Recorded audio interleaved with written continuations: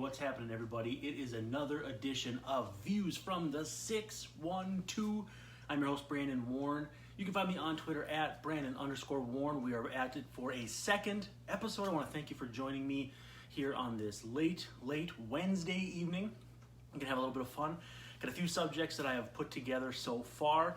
If you would like to get involved in the show, please feel free to send me tweets at Brandon_Warren.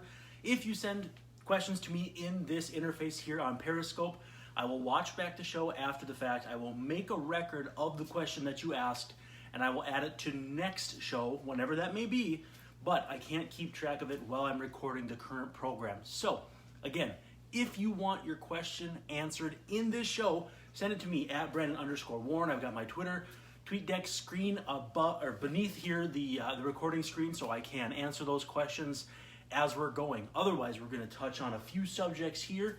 Again, we are called Views from the 612. I am trying to create this show to talk a little bit sports, a little bit whatever else that kind of comes up, tickles my fancy, whatever comes up on social media, whatever's going on in America or in the world, and just kind of have some fun with it. What I want this to be is a one-stop shop for people to get reasonable, rational takes on whatever they want to hear about.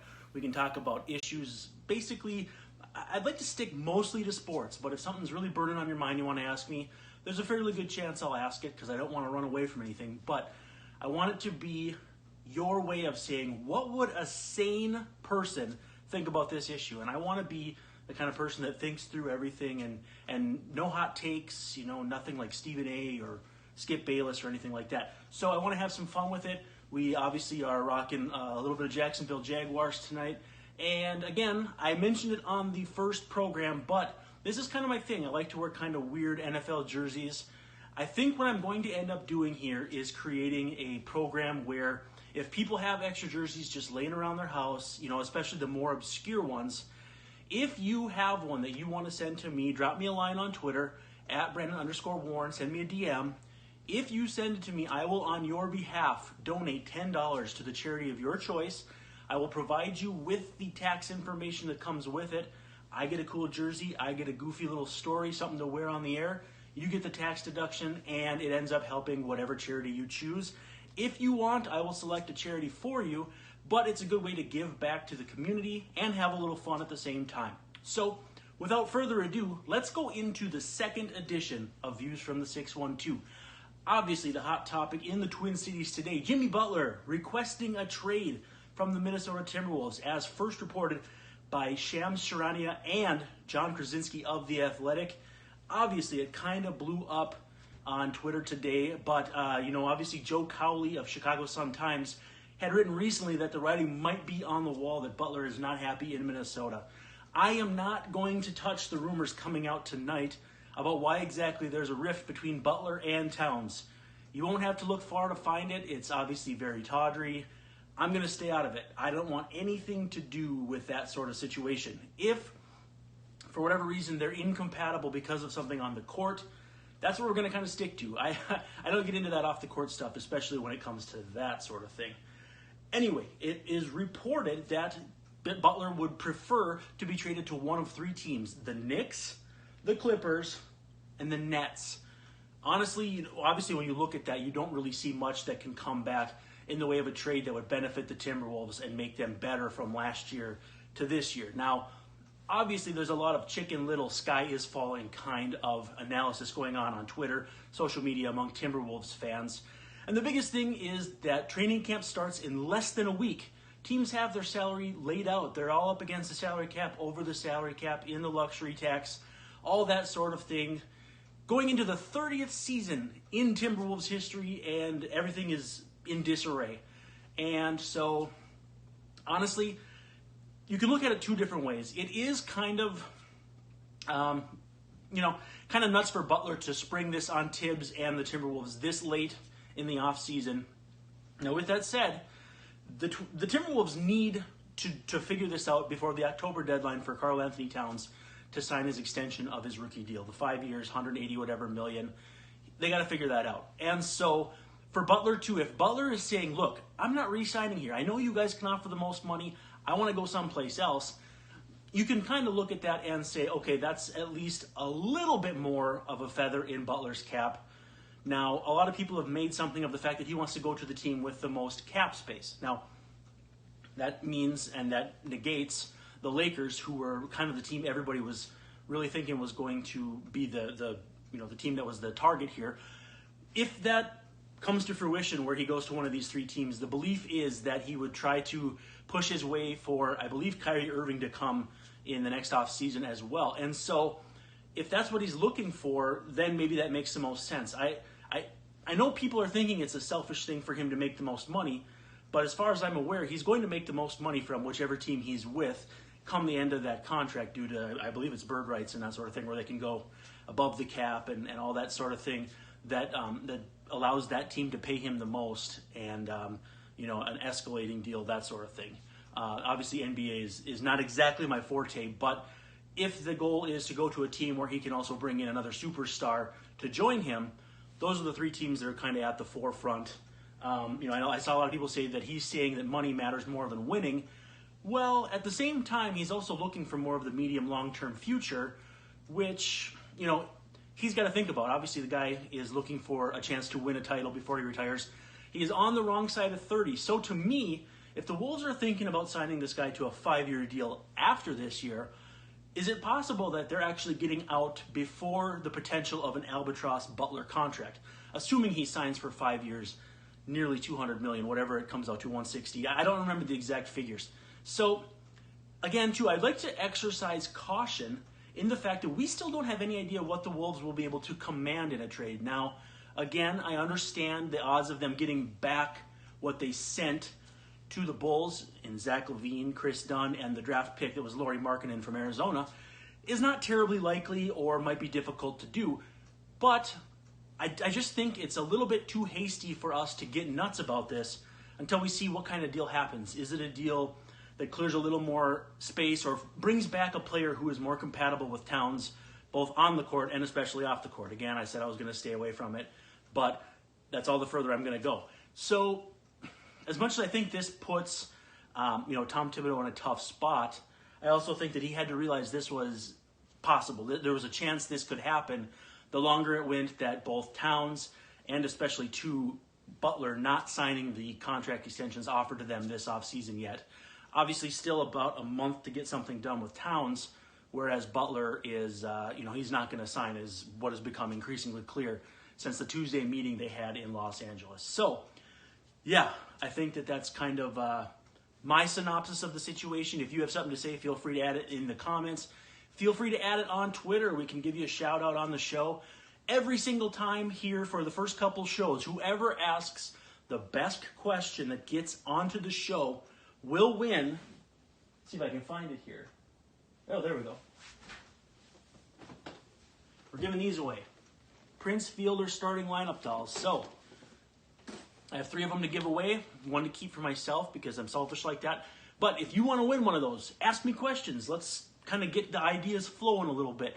And let's have some fun with it. So if you want to win one of those, and I know a lot of people want one, shoot me a question. Let's have some fun. Second thing I want to get to is the Minnesota Twins, and especially White Rhino! I'm kidding, but that's my nickname for Willians Astudillo, and he's been absolutely on fire. 3 RBIs today. The Twins sweep the Tigers to move to, wait for it, 71-81. Okay, so 10 games under 500, not great, but what we're seeing here is, the Twins are taking care of business late. They're doing some different things with the openers, and I know people are not crazy about the fact that Joe Mauer's playing about every other day. Eddie Rosario's hurt. Byron Buxton is in Georgia, which is obviously not Minneapolis. It's not Detroit. But some encouraging signs. Twins going to Oakland next. Very tough Oakland team. It looks like it's going to make the postseason. Big, strong bullpen in Oakland, and they'll get a chance to look at Fernando Rodney again. But I think some of the most fun things going on with the Twins right now, you get to see some of these younger players. You hate to say that it's an advantage to Mitch Garver battling a concussion right now, but we're getting more of a look at Astudillo behind the plate, which is obviously a terrific thing. And so far he's responded in wonderful fashion. He is hitting, last I checked, 317, 338, 338, 508. So obviously a very good slash line for Astudillo so far. Very small sample size, but not striking out, not walking, just putting the ball in play, and a few extra base hits here or there, driving in some runs. Tyler Austin looks like he's kind of coming around, really settling in as a piece for them in the future potentially. Granted, that will hinge on if Joe Mauer is back next year, which, just my read on the situation, this is not inside info. I feel like more and more that he's going to retire at the end of the season. I'm not saying it's going to happen, just based on how I'm reading the situation. So I could be wrong. I could be making things up. But I just think that the writing is on the wall right now that Mauer is starting to wind down. I hope that, obviously he comes back for another year and he can play on the next good to great Twins team. But as of right now, it feels unlikely to me. Now, with that said, we can look at, obviously 3-game sweep in Detroit. We're not going to get too excited about it, but again, 71 wins. They need to only win 2 more games to guarantee they don't lose 90. Again, baby steps. We're not exactly excited about this sort of thing, but, it's the best of what is possible. On to Oakland. Then a couple things, too, I want to look at. We've seen Brian Dozier struggle coming out of the, going to Los Angeles. Obviously, he had the first couple strong games, and then he's really taken a dip here, getting ready to hit free agency. There's a possibility, now I'm not saying it's likely, and a lot will hinge on the Dodgers-Rockies series this weekend.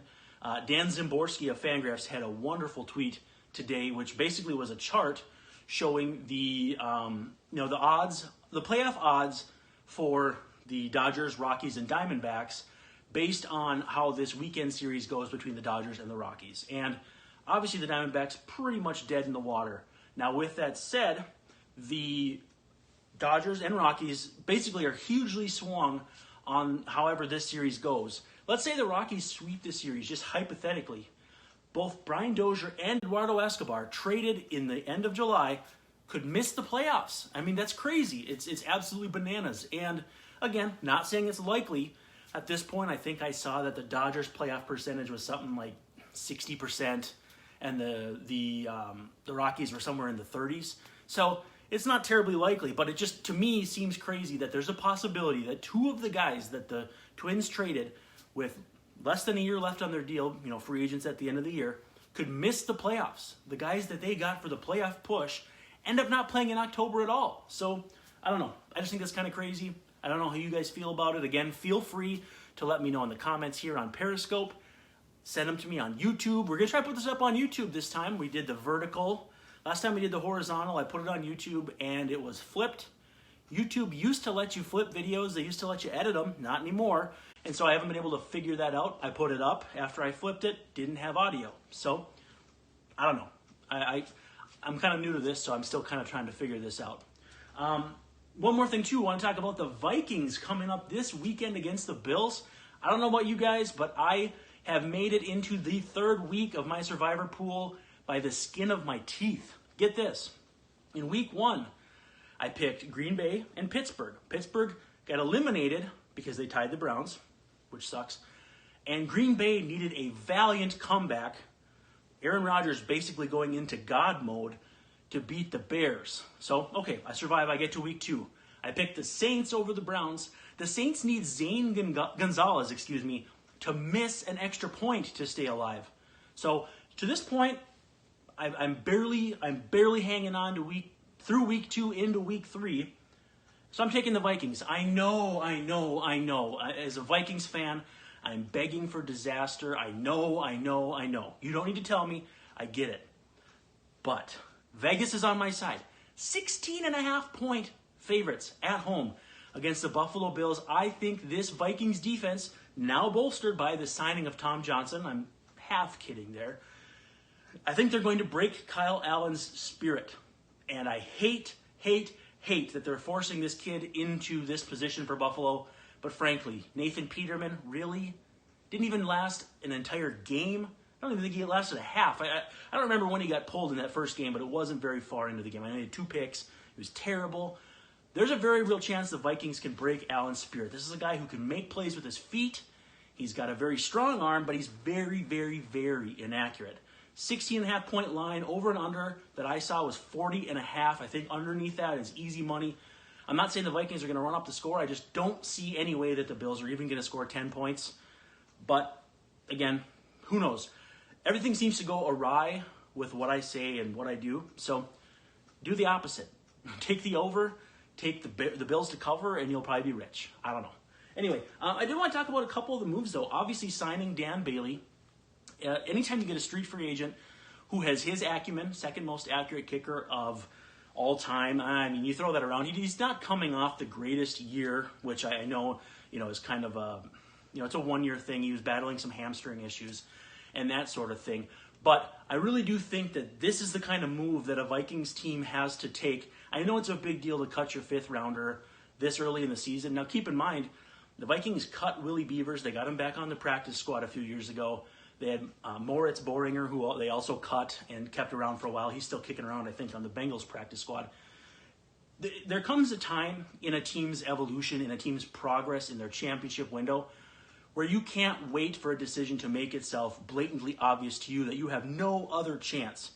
Now, in a hypothetical world, if Dan Bailey isn't available and the Vikings still have Daniel Carlson as their kicker, I don't know. I don't know what happens. I mean, there are some decent caliber kickers in free agency still, some familiar names. Obviously, Zane Gonzalez, who was released by the Browns, has the acumen of being a stud kicker. I believe it was Arizona State. So, I don't know. I don't know how things would be different. I don't like to get too much into hypotheticals. But this fell into the Vikings' lap. It could not have possibly gone better.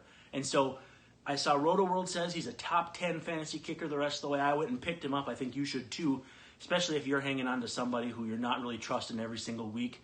But I'm just very enthused about the fact that the Vikings don't have too many holes on this current roster. So they went and filled one of them very cheaply with a player who should be a huge, immediate upgrade. Speaking of upgrades, we can question about whether or not Tom Johnson is a huge upgrade for this Vikings team. They obviously released David Perry, who got his first NFL sack last week in the tie at Green Bay. Oh, that tie, don't get me started. Now, with that said, it's such a strange situation that the Seahawks cut him. They basically paid his entire, I think it was like $1.82 million salary, cut him because it got dicey with roster spots and that sort of thing. He'd cut a side deal to say he was going to come back. Well, they lose to the Bears. We can question how good you think the Bears are going to be, but the Seahawks right now are a dumpster fire. And again, I don't like the phrase dumpster fire. I think it's gotten overused in Twitter and on social media. But the Seahawks right now are a raging dumpster fire. Go back and look at that game. There was a spot where Russell Wilson was checking out of plays. Pete Carroll calls a timeout, and Wilson, visibly upset, goes to the sideline, and he's really getting annoyed with the play calling and that sort of thing. Things are coming apart at the seams. That defense is not what it once was. The offense doesn't have that much in the way of playmakers outside of Will Dissly. They can't figure out their running back situation. They drafted a guy named Rashad Penny in the first round. They're not even really looking to use him that much because they got this guy Chris Carson, who again they're not using because Pete Carroll is too impatient to stick to the running game. It's a disaster. So Tom Johnson says, look, I'm going to go back where I know they appreciate me. I'll sign an easy little one-year deal to be a rotational defensive tackle for the Vikings. That to me is an easy decision both for the Vikings and for Johnson. Now, I know what people are saying. You need offensive line help. You need wide receiver help. You could use, I was battling with some people on Facebook against my better judgment. I apologize. I read the comments. But here's the thing. You can only sign guys when they're available. I know the team doesn't need defensive line help right now. But if you wait on Tom Johnson and 3 weeks from now, one of your guys, heaven forbid, knock on wood, goes down with a season-ending injury, put him on IR, and you have a roster spot, Tom Johnson has returned to the Seahawks by then. He's signed with someone else. You can't sign him. At this point, you can use him to rotate so that you can still get Jaleel Johnson some reps there, and you can kind of mix and match on third down when you want to have more pass rush heavy scheme, that sort of thing. So honestly, as much as I thought and agree with the fact that they need more depth elsewhere, obviously they signed Aldrick Robinson and waived Stacey Coley, who landed with the Giants. Pat Shurmur factor obviously is key there. I just think that the fact that Johnson was available, so familiar with the Vikings, it's going to be probably a situation where a guy 34 years old can hit the ground running in a familiar defensive scheme. It's not the same as bringing in a lot of other positions or a guy who is going to be completely brand new to the situation. So as much as I think the Tom Johnson move is maybe not a showstopper, I think it's underrated. I think it's a really great move at this time of year. And I really do think that it's the kind of thing that, who knows, maybe 5 or 6 weeks from now, the Vikings and the fans are going to be really happy that they did. So let's see, was there any other, Pat Elflein practicing in full. Looks like he's going to have a chance to start at center this weekend, moving Brett Jones either to the bench or to guard. I'm not sure how that's going to shake out. But anytime you can get Pat Elflein back and beef up the offensive line a little bit, maybe Jones becomes your swing tackle. Maybe he becomes your interior guy that's, next up when someone gets invariably dinged up. But again, that's more depth from within. Elflein obviously coming off a fairly good first year. I think it's very exciting that the Vikings can get closer to full strength at their on their offensive line, And, again, signs encouraging maybe that Dalvin Cook can get his wheels spinning a little better. Latavius Murray, who knows if Mike Boone or Rock Thomas will be active here anytime soon.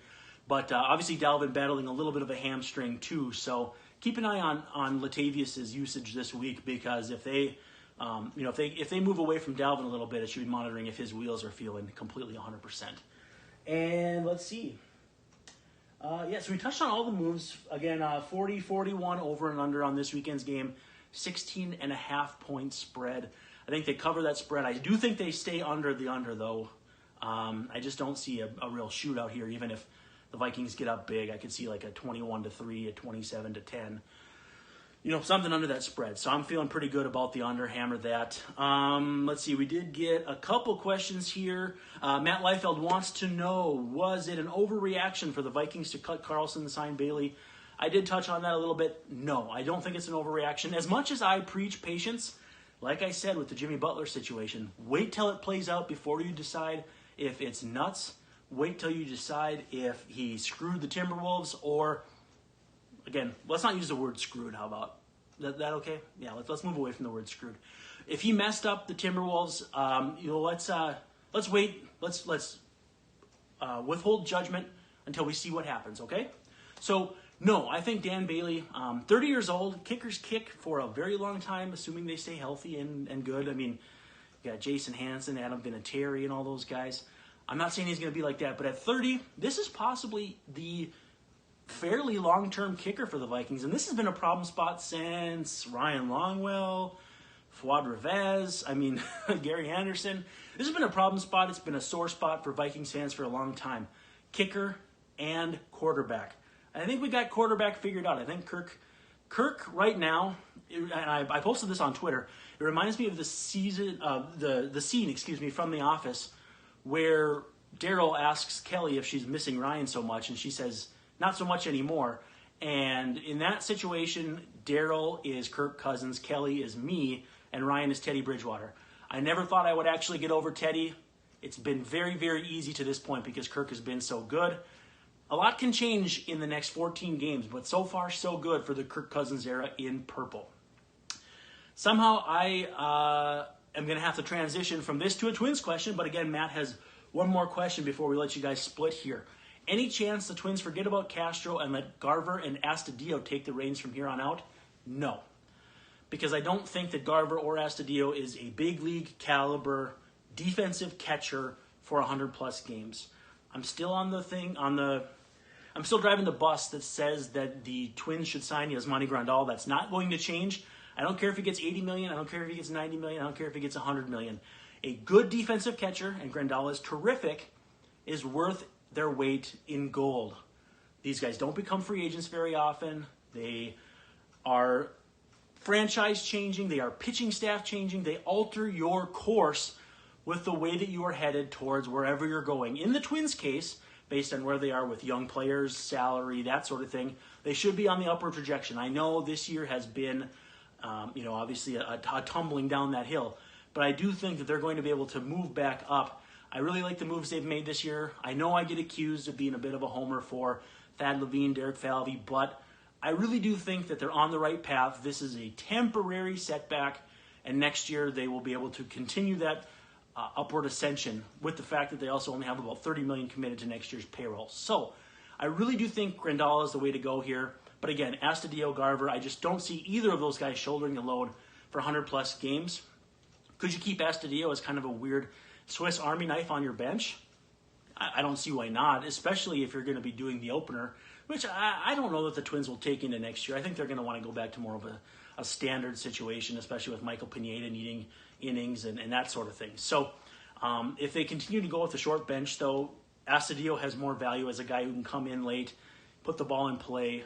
He can give you some defensive value at a couple different spots, not necessarily quality, but the fact that he can play a number of positions is a positive sign. And so I think each of these guys could have a role on the team. Again, a lot matters too on Mitch Garver's health. Concussions are not something to mess around with, and he's battled them before. But I think that there's very little chance that Jason Castro isn't on this team next year. If you sign Grandal, I don't know what you do with Castro, but I'm not sure you can trade him coming off a meniscus at $8 million. So, or I think it's $8.5 million.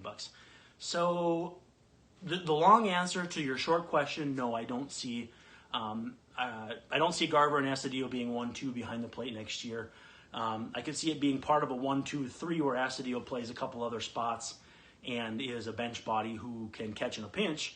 But honestly, I don't see a way where that's the only guys they have back there in a year where I really do think they're going to believe to have a good chance to contend next year, considering the Indians are likely to lose Andrew Miller, Michael Brantley, and Cody Allen in free agency. So, yeah, that's it. That's all I got for views from the 612. If you want to advertise with the show, if you want to just drop me a line on Twitter, if you want to donate an extra large or double extra large jersey, I'll hook you up with $10 donated to whatever charity you want. Get you a tax deduction. Get me another cool thread to wear on the air. It's kind of my brand, kind of my Frank's hats from 30 Rock. It's kind of dorky, I know, but I like it. So, yeah. Shoot me a line. Let's talk. Let's get some more subjects. We'll try to make this an every weeknight show. Other than that, that's it. Views from the 612. I'm Brandon Warren. Peace.